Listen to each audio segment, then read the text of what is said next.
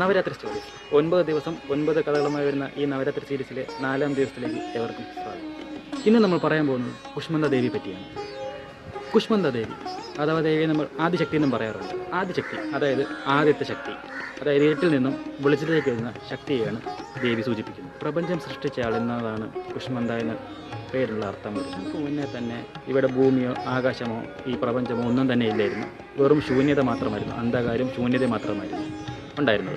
അങ്ങനെ ദേവിയുടെ ആ ശക്തിയിൽ നിന്ന് തന്നെയാണ് ഈ പ്രപഞ്ചമുണ്ടായത്. ദേവിയുടെ രൂപം പറയുകയാണെങ്കിൽ തന്നെ 8 കൈകളോടുകൂടി ദേവി വിവിധ തരം ആയുധങ്ങളും ജപമാലയും അതുപോലെ തന്നെ ഒരു കുടത്തിൽ നിറച്ചും വിത്തുകൾ ഇതോടുകൂടിയാണ് ദേവിയുടെ രൂപം എന്ന് പറയുന്നത്. ദേവിയുടെ പുഞ്ചിരിയിൽ നിന്നാണ് ഈ പ്രപഞ്ചമുണ്ടായത്. ദേവിയുടെ പുഞ്ചിരിയിൽ നിന്നും ഒരു പ്രകാശം വരികയും ആ പ്രകാശം സൂര്യനായി മാറുകയും അതുപോലെ തന്നെ ആ ഒരു ശക്തിയിൽ നിന്ന് തന്നെയാണ് മറ്റ് ഗ്രഹങ്ങളും നക്ഷത്രങ്ങളും ഗാലക്സികളും എല്ലാം ഉണ്ടായത്.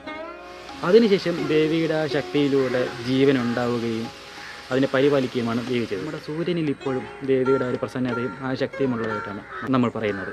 കുഷ്മന്ത ദേവി ഇതിലൂടെ നമുക്ക് പറഞ്ഞു തരുന്നത് എന്താണെന്ന് വെച്ചാൽ, ഒരു ചിരിയിലൂടെ അല്ലെങ്കിൽ ഒരു ചിന്തയിലൂടെ നമുക്ക് എന്തുമാത്രം ക്രിയേറ്റിവിറ്റി അല്ലെങ്കിൽ നമുക്ക് എന്തുമാത്രം നമുക്ക് ക്രിയേറ്റ് ചെയ്യാൻ പറ്റുമെന്നുള്ളതാണ് ഈ കഥയിലൂടെ ദേവി നമുക്ക് പറഞ്ഞു തരുന്നത്. അതായത് ഒരു സ്ത്രീയുടെ ക്രിയേറ്റിവിറ്റി അതുപോലെ തന്നെ അത് പരിപാലിക്കാനുള്ള ആ ഒരു കഴിവ്, ഇതുകൊണ്ട് തന്നെ ഒരു പുതിയ ലോകത്തെ തന്നെ സൃഷ്ടിക്കാൻ പറ്റുമെന്നാണ് ഈ കഥയിൽ പറയുന്നത്.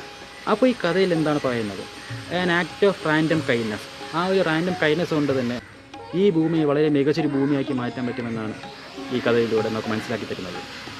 അപ്പോൾ ഇത്രയുള്ള നമ്മുടെ ഇന്നത്തെ വീഡിയോ. 5ാം ദിവസത്തെ വീഡിയോ നമ്മൾ അടുത്ത ദിവസം വരുന്നതായിരിക്കും. അതുവരെ നമസ്കാരം.